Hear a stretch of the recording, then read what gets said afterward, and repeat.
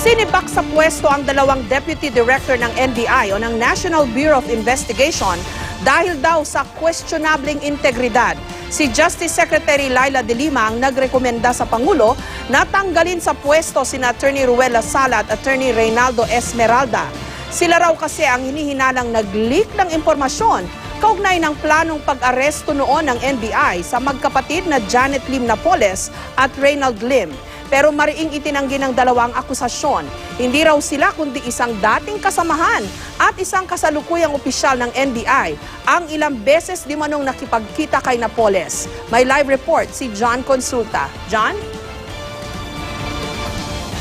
Jessica, tuluyan na nga tinanggal sina Attorney Ruel Lasala at Attorney Reynaldo Esmeralda bilang mga Deputy Directors ng National Bureau of Investigation. Pero ayon sa kanilang dalawa, hindi raw dito nagtatapos ang kwento at dadalhin nilang usapin sa Korte Suprema.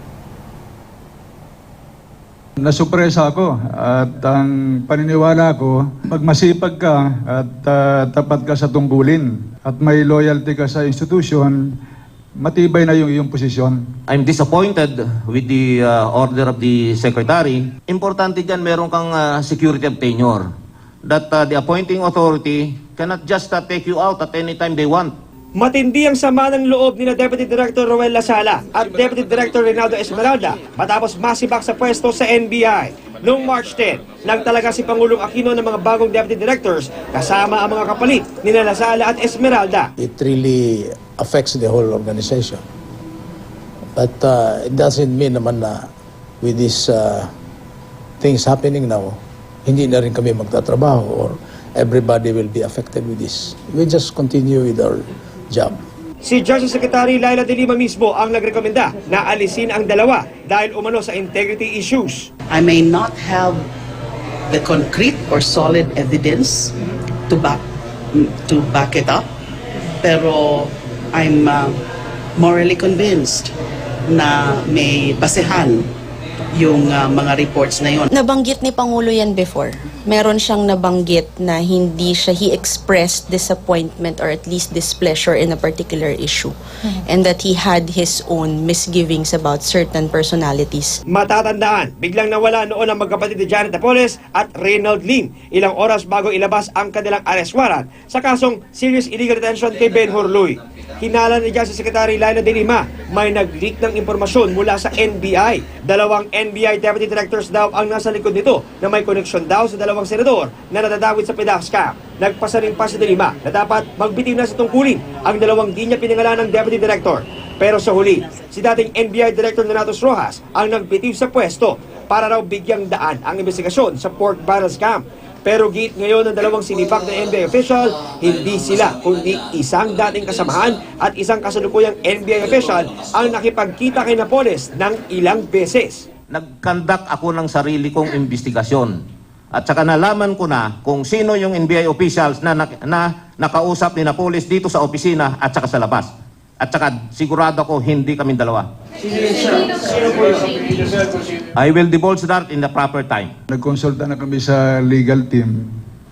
Siguro para gumawa ng tamang aksyon. Gagawin namin to para na rin sa kapakanan ng lahat ng career officials at ng buong bureaucracy. Tumangging pangalanan ng dalawang opisyal kung sino ang kanilang tinutukoy. Kanina, nanumpa na sa tungkulin ang mga kapalit ni Lasala at Esmeralda kasama ang dalawang bagong Deputy Director ng NBI. Sila ay sina Deputy Director Ricardo Pangan, Deputy Director Antonio Pagatpat, Deputy Director Jose Doloiras at Deputy Director Edward Villarta. Jessica, sa pakikipag-usap ng GMA News dito kay ating Director Donatus Rojas, inamin niya na siya ang nakipagkita nga dito kay Janet Napoles nang ito raw ay bumisita sa kanyang opisina kasama ang mga abogado nito. Pero paglilinaw ni dating Director Donatus Rojas, ito raw, Jessica, ay naganap bago pa man lumabas ang arrest warrant ni Napoles. Jessica. Okay, so John, ano ang moral ng mga taga-NBI ngayon? Nakausap ng mga tauhan ng NBI ay malaki yung kanilang pagkalungkot, no? Dahil tinuturing nilang malaking performer itong mga tauhan nga ng NBI na naalis sa kanilang pwesto. Partikular itong si Deputy Director Ruel Lasala dahil sa kanyang panunungkulan bilang opisyal ng NBI, sinasabing he rose from the ranks mula nga sa pinakabababang rango ay umangat ito sa pagiging Deputy Director. At kabilang sa mga accomplishment daw nga rito ay yung mahigit 10 mega shabu lab, hindi lang ordinary shabu labs, kundi yung mga naglalakihang mga shabu laboratory dito sa Metro Manila at sa karatig na probinsya. Katulad kasama na nga rito, Jessica, yung sinasabing Valenzuela Mega Lab kung saan ay 5 bilyong piso na halaga ng droga ang nakuha. Sa atin ding pagtatanong pa sa iba pang mga ahente, Jessica, mayroong mga operasyon na hindi natuloy sa mga nakaraang araw, partikular ngayong araw, Pero ayon nga kay Director Mendez, sa ating pakikipag-usap sa kanya, kinakailangan sa kabila ng lungkot na naramdaman ng marami sa kanilang mga kasamahan, kinakailangan na magkaroon sila ng pagkakataon na mag-move on at tutukan muli ang paglilingkod sa bayan, Jessica. Okay, nagkaroon ba ng administrative case laban dito kay Lasala at Esmeralda? May solid bang basis yung pagkakatanggal sa kanila, John? Alam mo, Jessica, yun yung inaalmahan nitong dalawang opisyal, dating opisyal ngayon ng NBI, dahil sinasabi nga nila na wala namang talagang kaso na sinampa laban sa kanilang dalawa. At sa pakiramdam nila Lasala at nila Esmeralda, wala raw naganap na due process. At kanilang kinalulungkot yung mismong nabanggit daw ni Secretary de Lima na wala siyang hawak na konkretong ebidensya na magdidiin sa kanilang dalawa.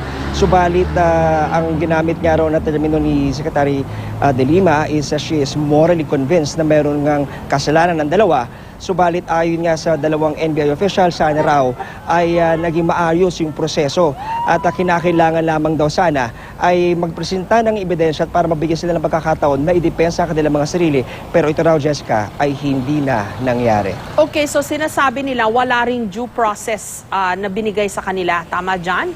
Tama, Jessica, sinasabi na they serve under the pleasure of the President, pero ang dinidiin naman nitong dalawang outgoing NBI official, bagamat sila ay nasa ranggong Deputy Director, sila raw ay rose from the ranks nga. At sinasabi nila sila ay career officials, bagamat wala raw silang seso, pero may tuturing silang mga career officials kung kaya't sa kanilang paniwala ay hindi basta-basta sila aalisin, unlike sa isang posisyon ng isang director ng NBI. Sa pagkakataong yan, Jessica, nais nilang maliwanagan at kung kaya't ito ang kanilang pinakamotibo kung bakit sila aakyat sa Korte Suprema para daw magkaroon ng resolution once and for all. Hindi na raw ito para sila ay maibalik sa pwesto, kung hindi ito ay para maging seguridad daw, hindi sa kanilang mga sarili, kung hindi para sa mga maiiwan nilang mga opisyal at ahente ng National Bureau of Investigation, Jessica. At John, hindi lang nakaka-intriga kundi disturbing yung sinabi nila na hindi raw sila kundi yung dati nilang kasamahan at isang kasalukuyang opisyal ang pinapahiwatig nila na may pakikipag-ugnayan kay Napoles. Yung bang anggulong yon o yung claim na yon, ano naman ang gagawin ng Department of Justice dyan? Sa ngayon, Jessica, ay ang sinabi ni Secretary de Lima sa mga panayam sa kanya ngayong araw ay aantayin daw lang naman nila yung na ilabas yung mga detaling hawak nila Deputy Esmeralda at Deputy Lasala. At dahil hindi raw nila alam daw itong hawak nilang mga impormasyon, kung kaya't aantabayaran na lamang nila. Sinabi naman ni Deputy Director Esmeralda at Deputy Lasala na handa silang humarap sa anumang ipapatawag na forum, kung kaya't maaari daw nilang doon ibunyag yung ilang kanilang mga impormasyong alam para nga mas ikalilinaw nung issue kaugnay nga dito sa mga pakikipag-usap ni umano ng mga opisyal at dating opisyal ng NBI kay Janet Napoles. Jessica. Maraming salamat sa iyo, John Consulta.